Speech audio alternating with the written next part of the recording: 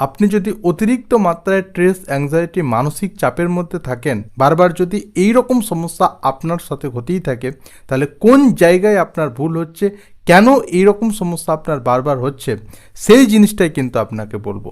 যখনই কোনো চিন্তা আপনার মধ্যে আসছে আর যেই মুহূর্তে আপনি সেটার প্রশ্নের উত্তর খুঁজতে চাচ্ছেন, চিন্তাভাবনা আসা এটা প্রতিটা মানুষের জন্য নর্মাল, চিন্তাভাবনা আসবে।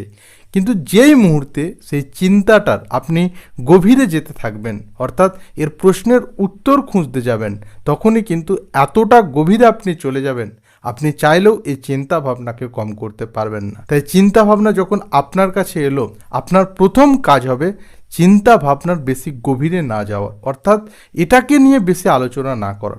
আপনি যত বেশি আলোচনা করতে থাকবেন, এর গভীরে আপনি যেতে থাকবেন, এই চিন্তা ভাবনার প্রশ্নের আনসার আপনি যত বেশি খুঁজতে যাবেন, অর্থাৎ যত বেশি গভীরে চলে যাবেন, এই চিন্তা ভাবনা কিন্তু ততই আপনার বাড়তে থাকবে। তাই প্রথম পর্যায়ে আপনাকে চিন্তা ভাবনাটাকে স্টপ করতে হবে, থামাতে হবে। কারণ আপনি যদি এর গভীরে যদি একবার চলে যান, তাহলে কখনোই আপনি নিজেকে সামলাতে পারবেন না। তাই আপনাদের প্রতি আমার অ্যাডভাইস, যেই চিন্তাভাবনা আপনার মুহূর্তে আসছে সেটাকে কোনো রকমভাবে গুরুত্ব দেওয়ার দরকার নেই। আপনি যত বেশি এটাকে গুরুত্ব দেবেন, এই চিন্তাভাবনা কিন্তু আপনার মাথার উপর বোঝা হয়ে দাঁড়াবে। অর্থাৎ যে চিন্তা আপনার মনের মধ্যে এসেছে তার আনসার খুঁজতে যাবেন না, তার প্রশ্নের উত্তর আপনি খুঁজতে যাবেন না।